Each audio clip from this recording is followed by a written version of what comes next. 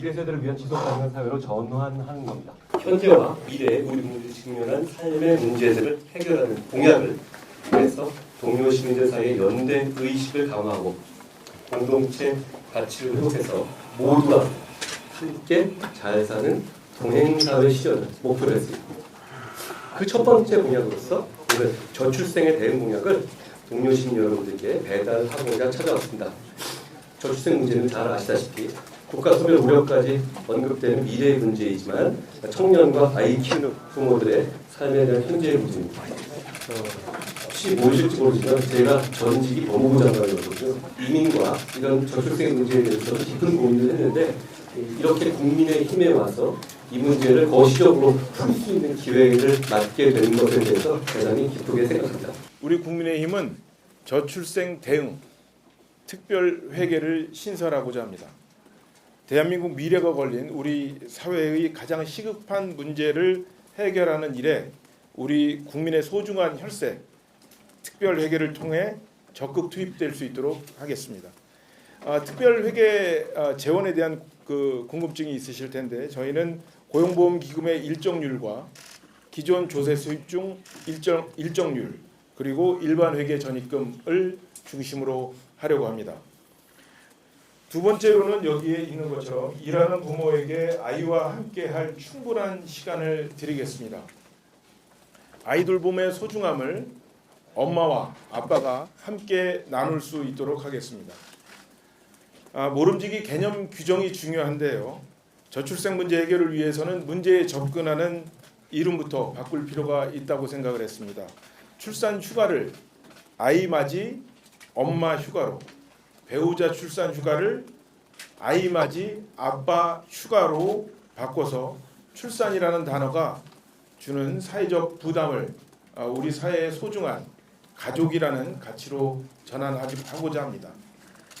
특히 아이 맞이 아빠 휴가와 관련해서는 1개월 유급 휴가를 의무화함으로써 아빠가 육아에 참여하는 문화를 확산해 나가도록 할 것이고 아빠가 엄마와 함께 아이를 돌보는 것이 당연한 풍토로 자리 잡을 수 있도록 하겠습니다. 이와 함께 일하는 엄마 아빠들이 회사 눈치를 안 보고 아이와 시간을 보낼 수 있도록 하고자 합니다. 엄마 아빠의 휴가와 육아휴직을 단순히 신청하기만 하면 자동 개시될 수 있도록 남녀 고용평등법을 개정하고자 합니다. 그런데 막상 육아휴직을 쓰려고 해도 수입이 급격히 줄어드는 문제 때문에 고민이 생기고 망설이는 것이 현실입니다. 그래서 이를 해결하기 위해서 저희는 최저급여에도 미치지 못하는 현재의 육아휴직 급여를 210만 원까지 인상하겠습니다. 그리고 실질적인 소득을 낮추는 주범인 육아휴직급여 사후지급금 제도를 즉각 폐지하도록 하겠습니다. 또 자녀가 아플 때는 회사 걱정 없이 오직 돌봄에만 집중할 수 있도록 하고자 합니다. 초등학교 3학년까지 1년에 5일 정도를 사용할 수 있는 유급 자녀 돌봄 휴가를 신설해서 아이가 아플 때나 무슨 일이 있을 때 필요할 때 애태우는 일을 없애도록 하고자 합니다. 또한 아빠의 역할이 중요한 임신기에 아빠가 엄마와 함께 계실 수 있도록 하겠습니다. 이를 위해서 현재 임산부 본인만 가능한 임신 중 육아휴직 사용을 배우자에게도 허용하겠습니다. 큰 세 번째 육아기 유연 근무를 기업 문화로 정착시키겠습니다. 여성의 경력 단절을 줄이기 위해서는 유연 근무를 강화해야 합니다.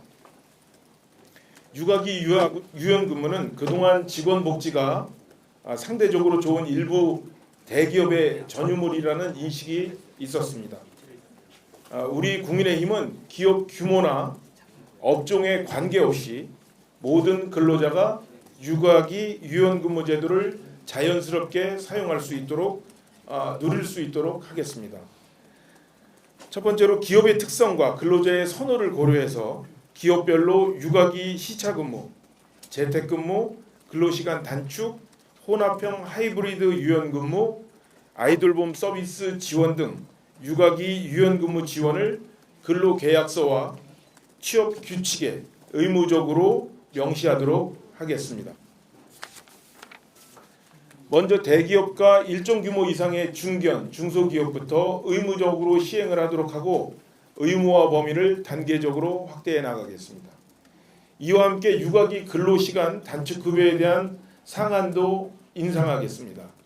통상 임금의 100% 원칙 아래 현재 하루 1시간 단축분 상한 200만 원인 것을 2시간 단축분 상한 250만 원으로 올리겠습니다.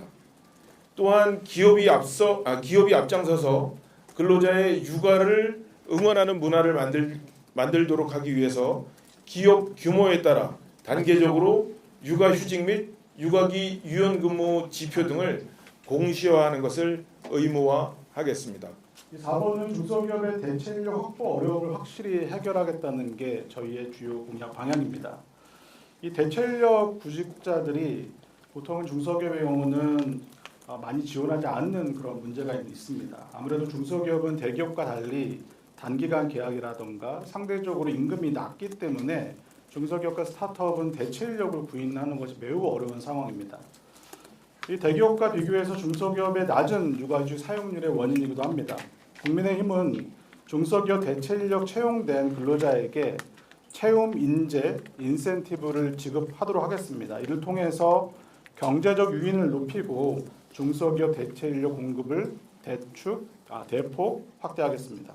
중소기업이 또한 외국인 대체인력을 적극적으로 활용하실 수 있도록 하겠습니다. 외국인 인력을 대체인력으로 활용하는 경우에는 외국인 근로자 고용 허가 한도를 상향 조정해서 중소기업 대체인력 구인난의 숨통을 틔워드리겠습니다.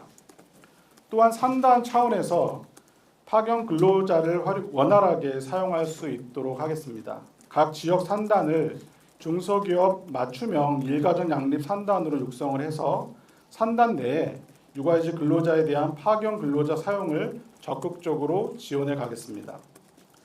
또한 대체인력 확보가 어려운 경우에는 동료에 대한 마음의 부담을 덜 수 있도록 육아 동행 근무제를 실시하겠습니다. 이 용어는 우리 한동훈 위원장님께서 제안을 주신 아주 좋은 용어인 것 같습니다. 중소기업 육아휴직 동료 업무 수당을 신설해서 업무가 과중되는 동료의 부담을 완화하겠습니다. 올해부터 육아기 근로시간 단축 시에 지급되던 동료 수당이 있습니다. 이것을 육아휴직으로 확대 시행한다는 것입니다. 또한 중소기업에 대한 직접적인 정부 지원을 확대할 생각입니다. 중소기업 육아휴직 대체 인력 지원금을 현행 80만 원으로 지급하고 있는데 2배로 인상하겠습니다. 또한 경력 단절자와 중고령 은퇴자를 대체 인력으로 채용할 경우에는 지원금을 3배로 늘려서 여성 경력 단절을 예방하고 중고령 재취업을 확대하도록 하겠습니다. 5번째입니다. 아이 잘 키우는 중소기업을 적극 지원하도록 하겠습니다. 아이 한 명을 키우는 데는 온 마을이 필요하듯이 부모님이 다니는 회사의 지원이 그 무엇보다도 중요합니다. 근로자가 자녀를 출산하고 싶은 마음을 갖게 하고 부모가 아이를 더 잘 볼 수 있도록 중소기업을 지원할 생각입니다. 가족 친화 우수 중소기업의 경우에는 법인세를 감면하겠습니다. 해당 기업에 근무하는 청년 근로자에게는 저축과 대출 금리를 우대하도록 하겠습니다. 마지막으로 6번째입니다. 아이돌봄의 직업별 격차를 해소하겠습니다. 현재 부모님의 고용보험 가입 여부에 따라서 자녀의 돌봄이 달라지는 상황입니다. 프리랜서, 특수형태 고용 종사자, 예술인, 자영업자, 농업인에 대한 직업 특성상 고용보험에 가입하지 않는 아빠, 엄마도 고용보험에 가입한 부모님과 똑같이 아이를 돌볼 수 있도록 2025년부터 고용보험 미가입자에 대해서 일가족 양립 제도를 확대 도입하겠습니다. 마지막으로 국민의힘은 이 저출산보다는 저출생이라는 우리 어떻게 보면 결혼하고 아이를 키울 수 있는 그런 환경을 만들어가는데 적극 나서도록 하겠습니다. 감사합니다.